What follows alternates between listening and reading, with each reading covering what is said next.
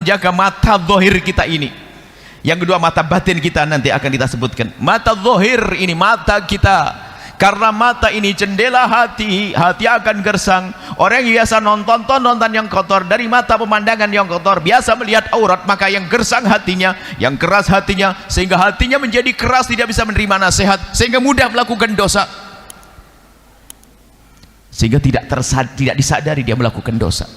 Dan jangan main-main urusan tontonan ini. Maulid kita adalah maulid menjaga mata, agar mata kita bisa melihat Rasulullah.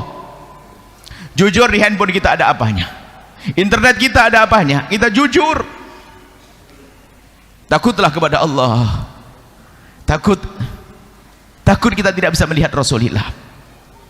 Dan ini merusak. Itu merusak di zaman ini, merusak. Sehingga kita bertanya kepada ahlinya, dari anak orang-orang yang mengerti ilmu urusan mental, psikologi.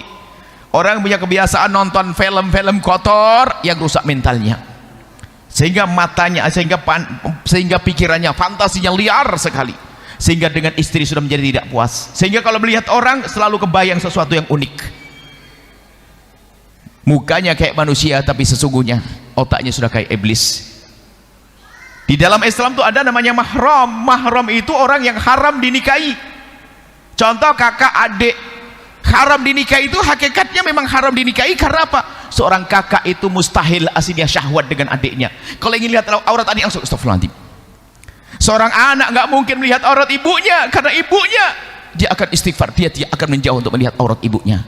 Tapi hari ini lihat, gara-gara tontonan, seorang anak kecil umur 14 tahun melobangi kamar mandi ibunya hanya agar bisa ngintip ibunya waktu mandi.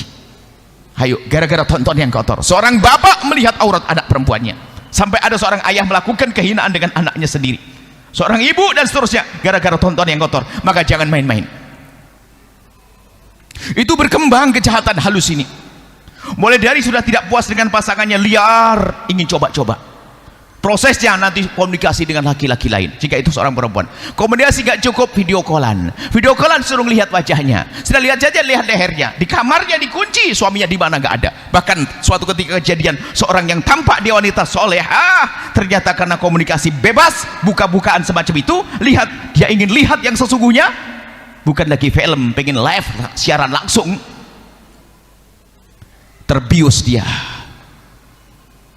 akhirnya menjadi hobi. Setiap suaminya tidak ada di tempat, di rumah, dia menikmati dengan cara-cara semacam itu. Seolah-olah kan hanya biasa saja, hanya melalui call film-film begitu. Seolah-olah biasa saja. Ternyata suatu ketika ditemukan di sebuah tempat, lihat, terprogram otaknya, nggak usah pakai kata-kata, langsung masuk hotel melakukan kehinaan. Kembali tabak seorang seperti solehah. Makanya tontonan itu membahayakan, ya Allah. Jihad kita hari ini nggak usah pakai puasa, nggak makan Pak mutih, nggak usah makan daging, sudah makan yang enak. Kan ada orang nggak usah makan indah. Sekarang tirakat kita, jihad kita menjaga mata kita, handphone kita. Harus kita waspadai. Maulid kita hari ini adalah maulid serius. Dan yang sudah kecanduan susah. Ada seorang anak, dia anak baik, dia punya pengalaman waktu di SMP biasa dengan tontonan kotor, tapi sudah kecanduan. Kemudian dia hidup di sebuah tempat yang bagus, dia ingin hijrah, dan dia menangis. Buya, saya itu capek kemana Pak?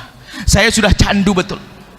Saya bisa meninggalkan itu 5 tahun, tapi suatu ketika saya hanya megang laptop sebentar, tangan saya itu langsung terprogram, buka kotor. Cerdas sekali tangannya, karena sudah terprogram dengan kekotoran itu. Makanya jangan main-main, jangan guyonan. Termasuk jangan sampai suami ngajari istrinya nonton yang kotor, istri ngajari suaminya nonton yang kotor. Ini bahaya sekali. Begitu mudahnya perzinahan setelah itu terjadi. Zina adalah hina. Selama ini kita mengingatkan agar orang menjauhi zina. Zina adalah busuk, zina adalah hina, zina adalah hina di dunia, zina adalah hina di diri, zina adalah hina di keluarga, zina hina di akhirat. Akan tapi kita lupa sebabnya. Sebabnya adalah orang biasa nonton. Kenapa? Dia punya fantasi, dia merasa aku ingin melihat sesuatu yang unik, yang tidak dimiliki oleh istriku, tidak dimiliki suamiku. Terus melayang, rusak mentalnya. Jangan dianggap main-main urusan ini. Maulid kita serius kita. Semakin kita menjaga mata kita, semakin indah yang ada di rumah kita. Jangan main-main. Dan bohong kalau tidak ada setrum syahwatnya. Selagi manusia normal, kita sudah gila. Biarpun yang katanya ahli ibadah, ahli soleh, syahwat itu manusia normal. Cuman bedanya orang dengan orang adalah yang bisa menahan syahwatnya. Bohong manusia normal, ada perempuan cantik lalu dia nggak syahwat, bohong dia, kecuali sudah gila dia. Cuman bedanya adalah kita menahan. Bohong kalau seandainya ada orang katanya sudah ilmunya kayak apa, ibadah yang apa, ada ditontonkan tontonan seperti itu lalu nggak kepancing syahwatnya, bohong, kecuali dia sudah menjadi gila. Cuman bedanya apa? Aku nggak boleh melihatnya karena itu tidak boleh, itu merusak. Sehingga pergeseran nilai perlahan demi perlahan orang melakukan keharaman. Sehingga senengnya yang live tadi langsung video callan sama orang lain setiap hari, video callan Allah. Dan ini kejadian bukan 1 2, sampai kita sedih kalau dengar, itu tidak kuat kita dengar. Sampai seorang perempuan bercerita, kami tidak mampu mendengarnya karena nggak mungkin kebayang seorang perempuan itu melakukan itu seolah-olah, akan tapi kebusukan daripada tontonan yang seperti itu. Apakah melalui TikTok, video call dan sebagainya. Maka ayo maulid kita serius hari ini agar terjaga. Itu yang sudah punya suami loh ya, kebusukan terjadi. Bahkan lebih serem lagi kan yang sudah suami sudah punya pengalaman. Akan tapi siapapun tetap bahaya, hati-hati, khususnya anak-anak muda. Biar cerdas, belajar sukses, jauhi tontonan-tontonan yang tidak pantas. Hari ini anak-anak kecil sudah pada tahu, naudzubillah, mengerikan. Anak-anak, makanya kalau kita ingin mendidik anak-anak kita, ayo yang serius. Di luar mengerikan. Anak umur 14 tahun sudah sering nonton yang demikian itu sehingga melihat ibunya syahwat. Seorang ayah menggauli anaknya sendiri, mengerikan. Anda insya Allah orang selamat. Anda orang yang dijaga oleh Allah. Jika ada di antara kita pernah kepleset di masa lalu, kita punya tontonan yang benar, malam ini ayo kita hijrah. Jangan sampai mata kita ini nanti tidak bisa melihat Rasulullah. Kita serius. Handphone kita, laptop kita. Bahkan kalau Anda berhubungan suami istri gak perlu pakai video-videoan, gak usah. Ini kebodohan. Karena handphonemu itu bukan kuping yang selalu nempel di badan. Handphonemu bisa jatuh lalu dilihat oleh anak-anak sendiri, lihat oleh orang lain. Tolong waspada hal yang demikian. Ayo kita berakhlak yang mulia. Kita serius dalam urusan ini. Mata kita, anak-anak kita jaga. Kemudian kalau ingin menjaga anak kita, bagaimana di hari ini? Kalau hari ini ada anak kita yang sudah umur 13, 14, 15 tahun, kita jauhkan dari handphone, kayaknya ngajak perang dengan orang tuanya. Hari ini sudah tidak bisa lagi kita menghalangi anak kita untuk pegang handphone. Bahkan hari ini pun kita tidak bisa mengatur lagi. Anak sudah lebih sedang ribut dengan bapak ibunya. Permasalahannya adalah karena kebodohan kita. Kita latah membelikan anak kita fasilitas-fasilitas seperti itu. Kami teringat ini 10 tahun yang lalu sebelum ramainya TikTok dan sebagainya. 10 atau 15 tahun yang lalu. Kami melihat tulisan seorang wanita Amerika. Bukan seorang yang beriman. Bukan urusan yang lain, hanya urusan handphone. Beliau mengadakan untuk menjaga anak kita agar tidak terjerumus di dalam bahayanya handphone, maka tolonglah waspadai urusan handphonenya. Lalu bagaimana caranya? Ini catatan orang wanita Amerika. Kami baca sepintas dan kami ingat betul karena kami ini cerdas. Apa kata wanita itu? 1, katakan kepada anakmu bahwasanya handphone ini handphonenya mama, bukan handphonemu pinjaman saja. Yang kedua, handphone tidak boleh pakai pin. Yang ketiga, tidak boleh ada yang dihapus apapun yang terjadi di situ. Yang keempat, kalau pulang harus diletakkan di tempat yang mama bisa ambil sewaktu-waktu. Yang kelima, terus itu ada. Jika sesuai dengan perjanjian akan aku belikan. Ini orang non muslim. Lalu kita latah membelikan sehingga kita tidak bisa mengatur anak kita. Sehingga anak kita menjadi terjerembab, terjerumus dalam kehinaan. Hari ini mengerikan. Lalu apa yang hendaknya kita lakukan saat ini untuk anak-anak kita? Di saat hari banjir kita nggak akan mungkin membuat bendungan, tapi di saat banjir kita buat aliran-aliran. Bagaimana mengarahkan anak kita? Kalau kita larang jangan perang kita. Ada beberapa hal yang perlu kami hadirkan di sini. Maulid kita adalah maulid menyelamatkan anak-anak kita. Kita yang salah segera tobat. Kita sudah punya akal. Tapi anak-anak kita yang menjelang pubertas, dia akalnya belum sempurna. Sehingga yang ada nuruti syahwatnya, sampai suatu ketika ada anak kecil ingin melakukan sesuatu tapi nggak bisa. Berarti terlalu seringnya dia nonton lalu ingin mencoba tapi belum bisa. Ini pengaduan. Begitu bahayanya hari ini. Maka Anda jangan main-main urusan anak-anak, urusan tontonan dan sebagainya. Lalu bagaimana dengan anak-anak kita, cucu-cucu kita? Jawabannya yang pertama adalah rindukan anak-anak Anda untuk tinggal di sebuah tempat yang Anda tanpa melarang main handphone, anak itu sudah tidak akan main handphone.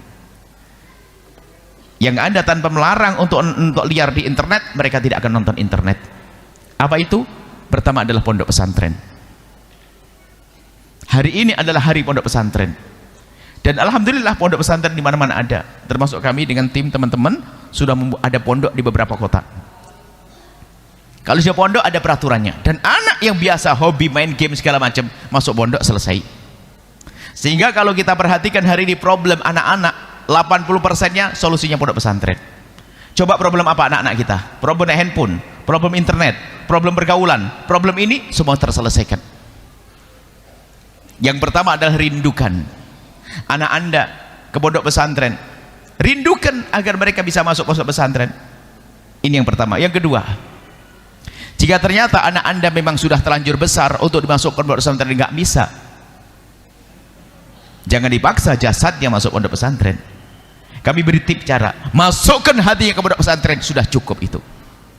Bagaimana masukkan hatinya ke pondok pesantren? Sambungkan hatinya ke pondok pesantren. Ini harus kita mulai hari ini. Ada keberkahan di balik ini semuanya. Bagaimana menyambungkan hati anak kita ke pondok pesantren? Misalnya anak Anda kuliah di Jogja, berapa ribu Anda mengirimnya? Mengirim uang, anggap saja Anda mengirim 1 juta rupiah, Anda tambahi 1 juta, Anda tambahi 100.000, berarti menjadi 1.100.000. Lalu sampaikan kepada putra Anda, 100.000-nya kirimkan ke pondok pesantren. Sengaja namanya pondok pesantren supaya jelas, karena Anda punya tujuan panjang mengenalkan dia ke pondok dan guru dan tokoh dan ulama dan Rasulullah. Dia akan bertanya, untuk apa Umi kau harus di pondok? Jawabannya yang masuk akal. Pertama, berbagi. Umi mampu, berbagi kan baik sayang. Yang kedua, berbagi ke tempat anak menuntut ilmu, biar kamu mendapatkan pahala. Kemudian apa? Biar menjadi berkah belajarmu di Jogja atau di Solo. Terus dibiasakan semacam itu. Anda kirimi uang bulan pertama, kedua seperti itu, 1.100.000, 1.100.000, 1.100.000. Di bulan yang kelima Anda potong, Anda kurang lagi menjadi 1 juta lagi. Apa kata anak Anda? Umi, mana 100.000-nya? Dia yang bertanya duluan. Dia mulai kecantol hatinya dengan pondok. Allah melihatnya, hati-hati. Itu sudah sambung hatinya. Sampai dia selesai kuliah, Anda katakan, anakku, kamu sudah selesai kuliah dan sepertinya kamu sudah mulai kerjakan. Iya Umi, ingat waktu kamu kuliah ada uang tambahan untuk bantu pondok kan? Iya Umi, sekarang gajimu kau potong, terserah berapa untuk pondok pesantren. Hidup hatinya. Kalau tiba-tiba anak Anda menjadi orang kaya raya, dia punya ikatan hati dengan tempat mulia, dan didoakan oleh anak pondok akan terjaga anak itu. Namanya memondokkan hati. Dan anak-anak muda, anak-anakku semuanya, kalian yang tidak bisa mondok, karena satu hal, pondokkan hatimu, sambung dengan tempat mulia. Biarpun dirimu belum bisa masuk pondok pesantren, pastikan engkau punya perjuangan di pondok pesantren. Disitulah wasiatnya Rasulullah berada, disitulah doa-doa para kekasih Allah. Biarpun kalian tidak masuk pondok, ternyata hati kalian mondok, itu keselamatan bagimu wahai anak-anak muda.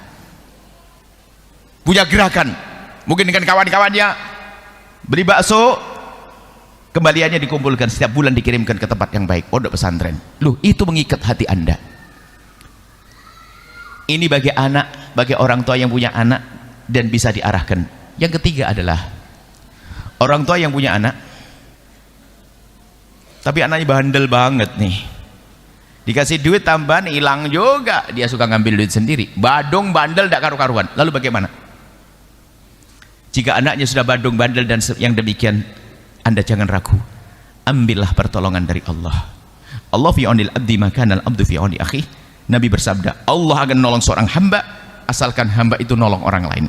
Sama ikut program mendidik anak-anak santri. Kapan Anda ikut program didik anak-anak santri, biarpun katanya anak Anda bejat, tunggu, kalau Anda tulus Anda akan metik buahnya. Allah akan kembalikan ke jalan yang Allah ridhoi. Apakah nanti setelah kuliah atau setelah menikah atau kapan dia akan kembali. Karena apa? Sudah janji. Tinggal kita tulus atau tidak tulus. Nggak ada yang boleh putus asa. Mengatakan Badung bandel, Anda semakin dekat, tidak usah malu. Aduh, aku dekat dengan pondok tapi anakku bejat. Kalau Anda tulus, anak Anda yang akan sembuh nanti. Allah Maha Kasih. Kemudian yang terakhir adalah, mungkin ada orang yang tidak punya anak saat ini. Bagi Anda yang tidak punya anak lalu terus bekerja cari uang, jangan sampai Anda di dunia tidak punya anak, ternyata di akhirat juga tidak punya anak. Orang di dunia tidak punya anak banyak, seperti Siti Aisyah nggak punya anak, Imam Nawawi nggak punya anak, tapi di dunia tidak punya anak, di akhirat punya anak. Bagi Anda yang tidak punya anak, jangan ragu, jangan sia-siakan rizki Anda. Jangan sampai Anda capek cari uang waktu Anda mati ternyata tidak mendapatkan apa-apa. Lalu dipakai apa hartanya? Tumpahkan rizki Anda untuk mengangkat anaknya hamba-hamba Allah, biarpun dia bukan anak yang lahir dari rahim Anda, tapi dia akan menjadi sebab Anda mulia. Anda punya anak banyak di akhirat nanti. Hei yang tidak punya anak, jangan sampai di dunia tidak punya anak, di akhirat juga tidak punya anak. Dan program ini adalah untuk menghindarkan, bukan saja menghantarkan anak kita kepada kemuliaan yang sesungguhnya, tapi juga untuk menghindarkan daripada bencana tontonan yang salah tadi. Hari ini mengerikan sekali, makanya perlu kami sampaikan saat ini. Maulid kita hari ini, jaga mata. Hati kita akan rusak karena pandangan mata kita. Kullil mu'minina yughuddu min absarihim, katakan kepada orang beriman agar menutup matanya. Wal kullil mu'minati yaghuddna min absarihim, katakan kepada para wanita agar menjaga matanya. Dan sungguh kalau seorang laki-laki menjaga matanya agar tidak melihat yang haram, baik haram di alam nyata atau alam maya, maka ketahuilah istrinya semakin hari semakin indah. Tapi kalau sudah sering nonton, ketahuilah akan meremehkan, milik istriku hanya begitu, milik suamiku kayak begitu, lebih indah yang di sana, karena tontonannya kotor. Maka kalau ada seorang suami ngajak istrinya nonton film kotor, artinya suruh menilai bahwasanya yang aku punya tidak seindah yang kau lihat di sana wahai istriku. Bodoh. Karena itu adalah film semuanya. Lalu mengatakan, aku sudah tidak tertarik dengan pasanganku. Coba dengan yang haram. Kemudian setelah itu dia penyakit, bukan mencari yang lebih cantik, punya yang lebih unik. Bukan lebih cantik, bukan lebih ganteng, lebih unik. Sehingga ada seorang perempuan yang sangat mulia secara zahir, punya pekerjaan yang sangat mulia. Ternyata dia melakukan kehinaan dengan seorang pengantar air. Dalam waktu singkat dia, waktu ditanya kenapa kejadian semacam itu, dia lagi di internet, lagi melihat ada orang ngantarkan air, tiba-tiba langsung refleks dia kunci pintu, dan terjadilah kehinaan. Zina adalah hina. Takutlah kepada Allah, ada halal, cukup dengan yang halal. Sehingga kalau orang jiwanya kotor, lihat, biarpun sudah punya halal, melihat yang haram, merindukan yang haram, padahal di rumahnya punya yang halal, itu kebusukan. Sebabnya apa? Pandangan. Kalau pandangannya terjaga, nggak mungkin. Di rumah sudah punya suami, cuman matanya jelalatan lewat handphone, sehingga suaminya sudah tidak dihargai. Dia penasaran, ingin coba-coba. Di saat suami tidak ada, lalu dia melakukan yang haram. Hati-hati. Insya Allah hari ini hari mulia untuk kita semuanya. Terjaga semuanya. Ini perlu kami sampaikan karena kebetulan kami menempatkan diri kami di tempat orang bertanya, sehingga kami setiap ada orang ngadu menangis, stres. Saya kalau dengar cerita begitu pusing saya. Aneh-aneh kejadian, tontonan semua rata-rata tontonan. Bahkan di pondok pesantren di saat ada kelainan anak-anak santri semuanya berangkat dari di rumah minjem handphone orang tuanya nonton yang kotor. Rata-rata. Enggak usah pakai pengecualian. Begitu bahayanya. Maka jangan meremehkan. Ayo ingat baginda Nabi Muhammad sallallahu alaihi wasallam, ingat Rasulullah. Ini bisa kami sampaikan pada kesempatan ini. Insya Allah semakin indah Anda pulang ke rumah, suami Anda semakin ganteng nanti karena Anda menjaga mata, istri Anda semakin cantik karena Anda menjaga mata, semakin indah di rumah Anda, dan semakin aman hati ini insya Allah karena Allah